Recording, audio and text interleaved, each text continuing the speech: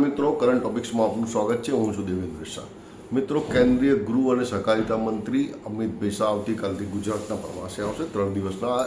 આ દરમિયાન તેઓ અમદાવાદ ખાતે શરૂ થનાર શોપિંગ ફેસ્ટિવલનું ઉદ્ઘાટન કરશે, તેમજ અમદાવાદ પૂર્વ, અમદાવાદ પશ્ચિમ અને ગાંધીનગર લોકસભા વિસ્તારના અંદાજે 1506 કરોડના કામોના લોકાર્પણ, ખાતમુહૂર્ત અને મકાનોની ફાળવણીના ડ્રો કરશે।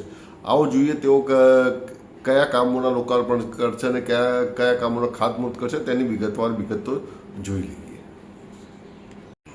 કેન્દ્રીય ગૃહમંત્રી શ્રી અમિતભાઈ શાહ 7મી ડિસેમ્બરે કુલ 1506 કરોડના વિકાસના કામોની નાગરિકોને ભેટ આપશે, જેમાં લોકાર્પણ, આવાસોના ડ્રો અને ખાતમુહૂર્તોનો સમાવેશ થાય છે।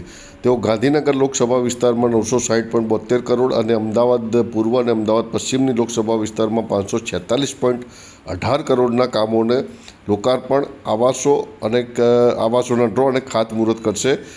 ગાંધીનગર લોકસભા વિસ્તારમાં તેઓ અંદાજે 292.27 કરોડના કામોના લોકાર્પણ કરશે, જ્યારે 127.67 કરોડના આવાસોના ડ્રો કરશે। આ ઉપરાંત તેઓ 540.78 કરોડના કામોના ખાતમુહૂર્ત કરશે।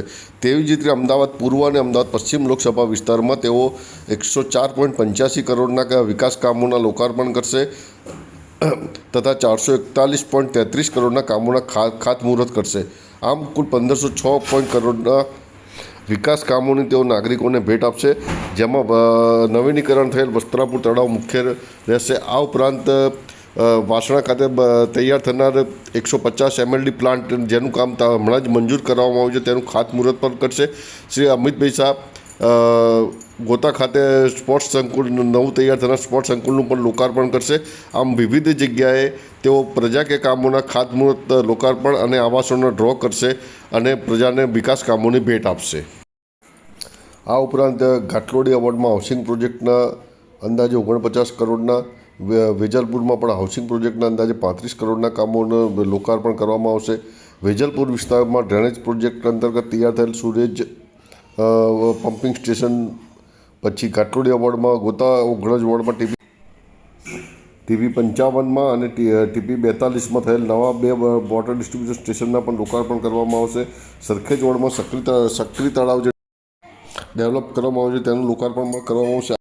મિત્રો, આપણે જોયું કે કેન્દ્રીય ગૃહમંત્રી કુલ 1506 કરોડના કામોના લોકાર્પણ, આવાસોની ફાળવણી અને ખાતમુહૂર્તની નાગરિકોને ભેટ આપશે।